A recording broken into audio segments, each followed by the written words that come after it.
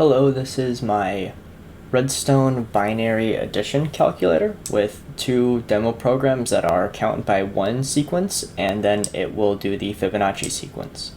This project took about 30 hours over the course of a week and uses over 15,000 redstone dust. In this video, I'm going to be showing you how it works and a demonstration of the demo programs, and also I'll give a little lesson about the parts it uses and some of the computer science logic behind it. So this is the control panel. It's the room kind of in the center of the build. So if you are in the world, you will see it here. It's the glass building. So this is the user mode side. So this is where you can actually use it like a calculator. So it operates in binary and it's 8-bit. So you can have values up to 255, and it features an overflow. So if the value is 256 or over, the overflow light will turn on. So the way binary works is it's base 2, so which I will explain later in the lesson part of this video. So you add the values together. So if I wanted to do 6, I would do 4 and 2. So this is 6, and as you can see here, it's going to be the same thing here because it's this number plus this number. So if nothing is on here, it's doing 6 plus 0. So if I do 6 plus 4, that's going to equal 10, right?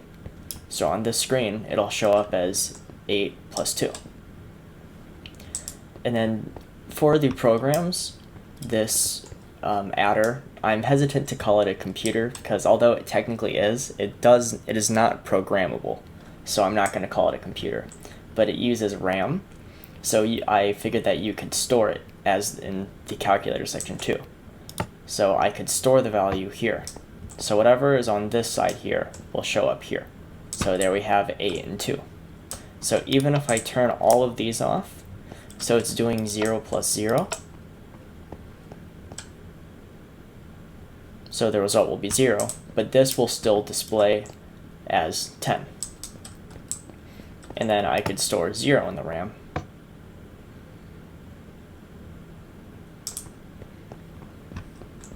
So that is the calculator section of how it works. And then now we'll be moving on to program mode where you can run the demo programs. So now this is the program mode section of the adder. So you know it's the program mode side because it has the nether brick slabs when all of the user mode or calculator stuff has the stone slabs. So the way it works is it has to be allowed to be in program mode. If you have any of these levers on here, program mode will not be allowed. So you see if I turn one of the levers on, that light will turn off. So we can switch into program mode. We'll attempt, and when it's successful, it will show you that it is in program mode. Once you're in this state, you can flip one of the levers on the ground, and then it will run that program.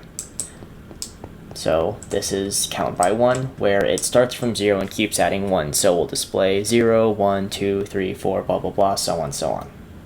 And then the other one is the Fibonacci sequence, which it takes the number and adds the other one to it. I will explain this one in the lesson part of the video. So essentially the sequence is 0, 1, 1, 2, 3, 5, 8, 13, so on, so on, so on. So now I'm going to show the count by 1. So see, we are in program mode, and now I can flip this lever, and the light will turn on, saying the program is running. You'll get a flash on this display, and then it will start to run the program. So right now it's starting with 0, then it will go to 1 in a few moments here. It takes about 16 seconds for the adder to run each cycle. So it'll take 16 seconds for it to go to 2 and then 3, and it will keep running until it goes to 255, and then it goes into overflow. And so once it goes into overflow, it will actually restart back at 0, and then the program will keep running. So we'll just go on a loop forever, going from 0 to 255. Now this is the Fibonacci sequence program. So exactly like the count by 1, if it's in program mode, we can flip the switch, the light will turn on, and then once the program initiates, so right now it's actually clearing the RAM. And it will flash all the lights, so now that everything's cleared and it's ready to run, the program will start. So it's going to load 0 and 1 into the system and add them together. So there is 1, and then it will take those values, 0 and 1, and then keep cycling them through both of the RAMs to add the values together so you get the Fibonacci sequence. So now the program is nearing the end when it reaches 255, or the value isn't actually 255. In the sequence it would be 233, but the next value is over 255, so it can't be accurately displayed, and the program recognizes that. So what it will do is it will stop the program and it will start to blink the lights and clear the RAM. So we'll see this is the last value it can accurately be displayed. So now it's inaccurate because you see it went from 128 to 64. So now it's blinking and then it's going to clear and stop the program.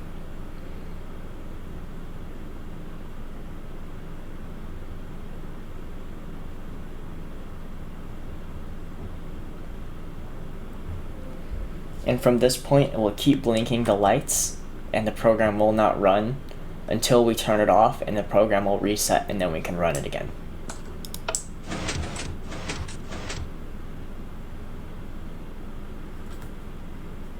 So this is above the control panel, so this is what all the levers control. So what this does is all of these cables go stringing out throughout the rest of the adder, and they shut these cables off or turn them on based on the programs they're going to be using. So these long lines are called data buses. So each of these each line represents one of the bits or one of the numbers on the displays. So the purpose of the program mode and all these cables is to, one, well, preserve your computer so it doesn't overheat and explode when you run this, because this is a lot for your computer to handle. But also because if a program is running and the user inputs a value, it can screw up the program and it can put it out of focus and just make it inaccurate. Or if you load in a value at the wrong time and then the RAM doesn't load it right, it can lead to some problems. So this is just for the safety of your computer and for the safety of this adder. So this is the first part of the adder that the data that you send in goes through, and it's, well, the adder. So this is actually the only part of the entire thing it did not design. This is a design by Benny's Cube, and I chose this design because it is very fast, much faster than the design I made, and since the whole thing is designed to do addition, I want to do the fastest addition I can, so I decided to use this design. His YouTube is Benny's Cube, so go check him out if you're interested. So I just definitely wanted to mention him because without them, this would be running a lot slower. So each of these modules handles a bit, and what it does is it takes the value, calculates it, and then if it needs to carry over, it will go over. And I will explain that in the lesson part of the video, so stay tuned if you're interested. This is the other major component of the adder. This is the RAM. Although it is not actually an entire RAM, it is a key component of what makes an actual RAM called a register. So I'm going to be calling it a RAM because it's part of one.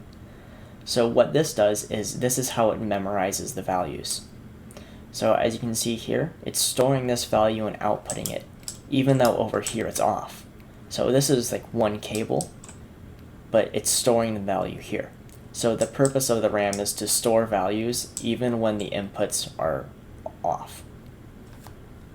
So to make the programs, I added these things, which I'm calling controllers, since they control the programs. And that's why I'm not calling it a computer also, because this is not programmable. This is just something I made that carries out a repetitive sequence of events. So it's the same thing every time. So it is a program, but it's not programmable.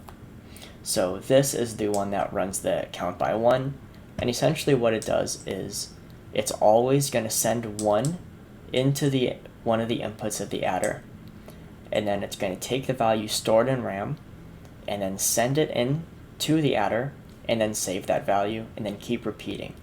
So it will do that forever until it gets to 255 and it will restart back at 0. And this is the controller for the Fibonacci sequence program. Now this controller is far more spread out because it's much more complicated and utilizes a lot of logic gates. So it's very complicated to build, and it's much more sprawled out, as you can see. So everything that is in purple and brown is part of the Program 2 controller. So what this does is it loads, when the program starts, it loads 0 and 1 into both of the RAMs. So it will load 0 into this one and 1 into the one over there. There's 2 RAMs for this program. And then what it does is it takes those values and sends them into the adder, and then it takes the value that was stored in value 1 and puts it into the RAM 2. And then it takes the value that's in the adder and puts it in RAM 1. And then it keeps repeating that process and repeating that process until the value is above 255, when then it runs through all of this crazy logic here, which took me hours and hours to figure out, and it shuts off the program, resets the RAM, and displays the blinking lights.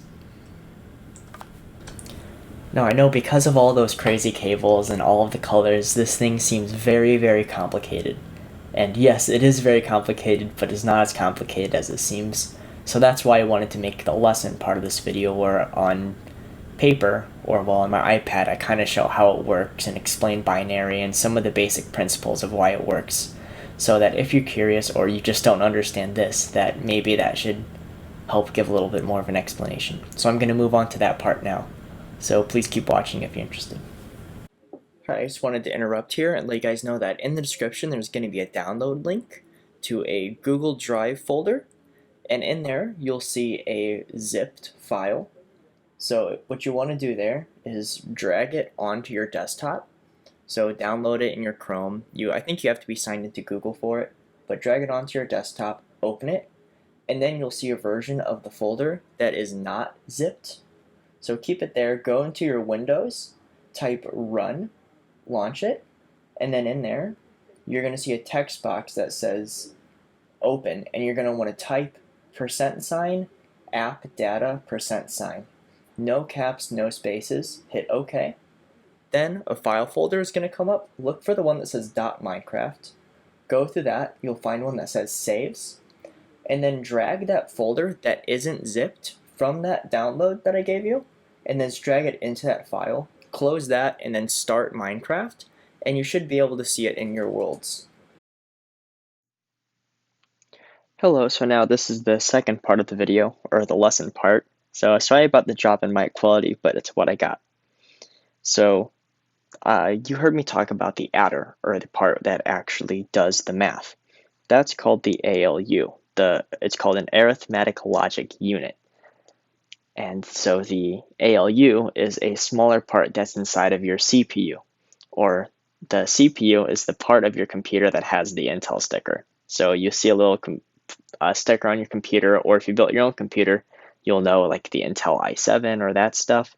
So that's all part of your processor. And inside of your processor is the arithmetic logic unit, and inside of that is the adder. So just to make it simpler, we can just call the adder part the ALU. And it also sounds kind of cool. So what it does is it takes 2 numbers and adds them together, then it outputs that result. So if you put in 2 and 2, it would do 2 plus 2, and then it would spit out 4. And it does all of this in binary.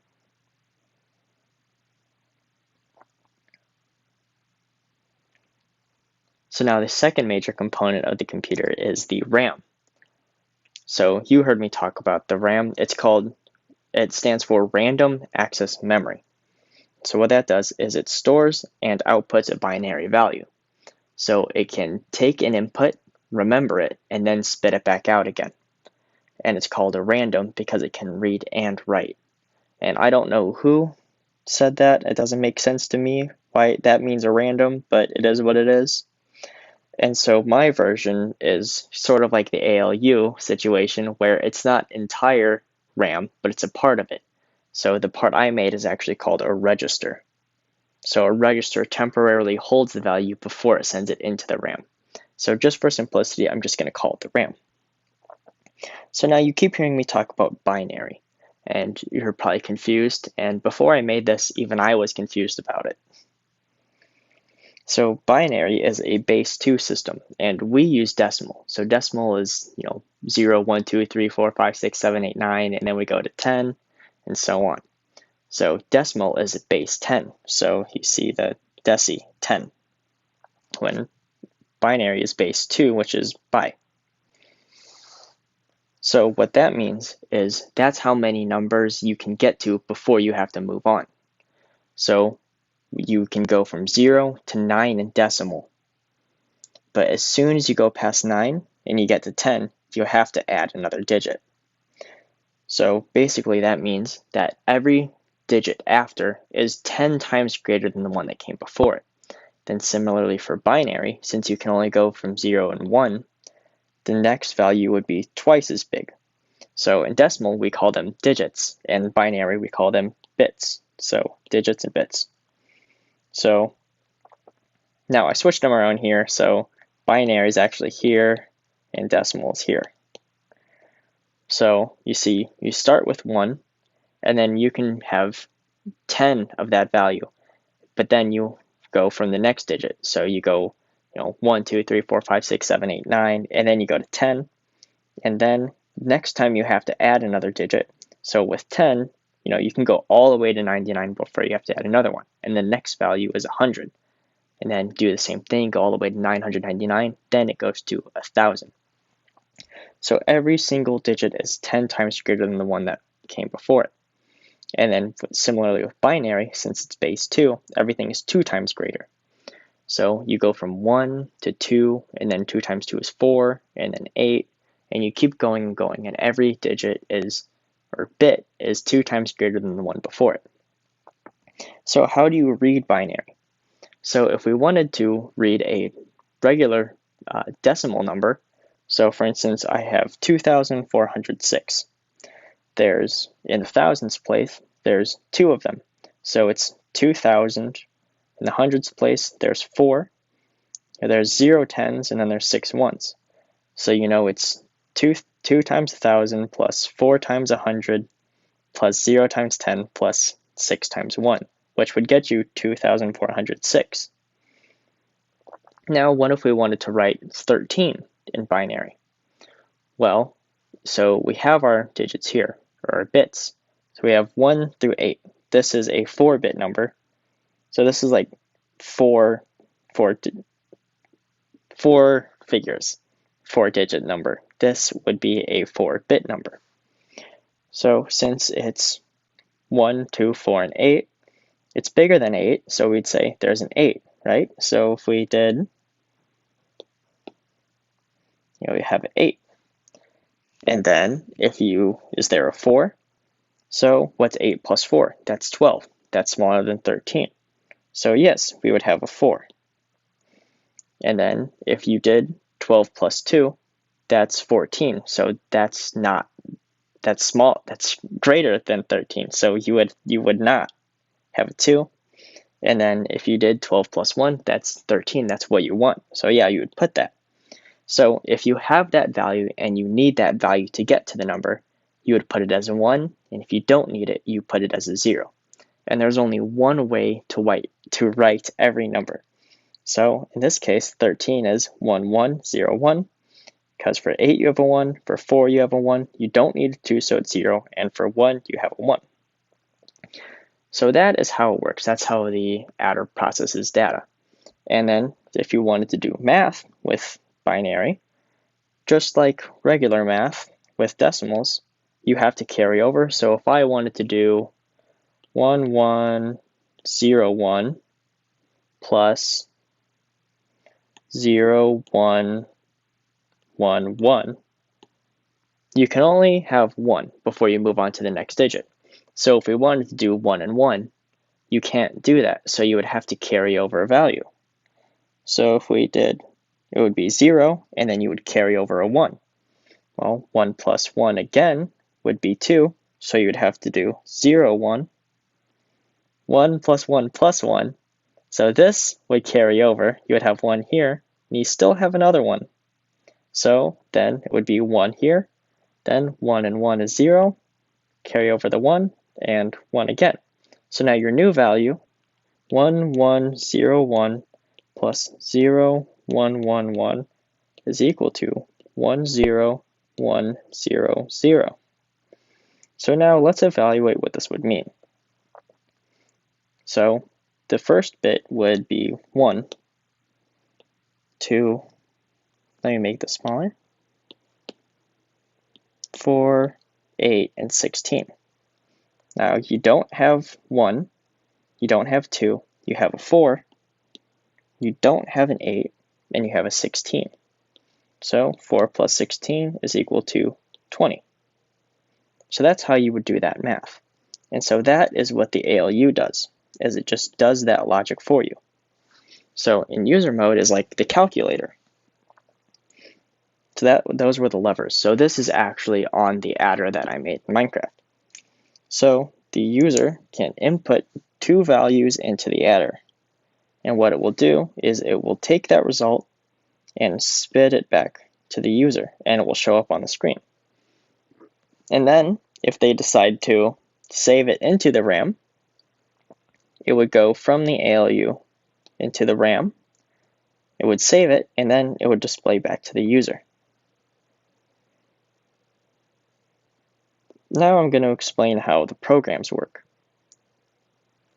So for the count by 1, it's very simple. It just starts from 0 and keeps adding 1. So it starts with 0 and then does 1, 2, 3, 4, so on, so on. Then for the Fibonacci program, this one is actually a little bit more complicated. It takes the number plus the number before it. So it starts with 0 and 1. So you start with 0 and 1. So the first value would be 0 and the second value would be 1. So it's the number 1 plus the number came before it. 0 is 1. Keep doing that process. You get 1 plus 1 is 2, 2 plus 1 is 3, 3 plus 2 is 5, and so on, so on, so on, so on. Now you've actually probably seen this. This is the visual representation of the Fibonacci sequence. So each of the numbers here is the side length of a square. So we'll see here on this specific image, the ones before 5 aren't labeled. But you'll see you have 1, 1, 2, 3, 5, 1, 2, 3, 4, 5, and it keeps going and going, and it will just draw the spiral through the corners of the squares, like that. So this is what that spiral actually means, and it's probably something you've seen before. So how does the logic work for these? So the count by 1, what it does is the user sends to the controller that it wants to run the program. If it's in program mode, it will do that, and then it will send the values to the ALU. So it will start with this one, and this is always 1. So this is the count by 1. This value here does not change, but this one does. It starts with 0, so we'll send 0 in, do 0 plus 1, then it will spit out 1 and put it into the RAM and then show that value to you. But then it will put that 1 back into the controller, and the controller will send it back out, do 1 plus 1 here, get 2, and keep doing that, keep doing that, and keep doing that. Now this is the most complicated one. This is the logic for the Fibonacci sequence. So the user will tell the controller that it wants to run, and then what it will do is it will send the values 0 and 1 into the ALU, store the 1 into the RAM 1, and then store 0 into RAM 2. Then it will send those values back through just like it did in the count by 1, and then what it will do is it will update the values. So at the same time, so this will go from 1, and it will send the value here, and then make this 1,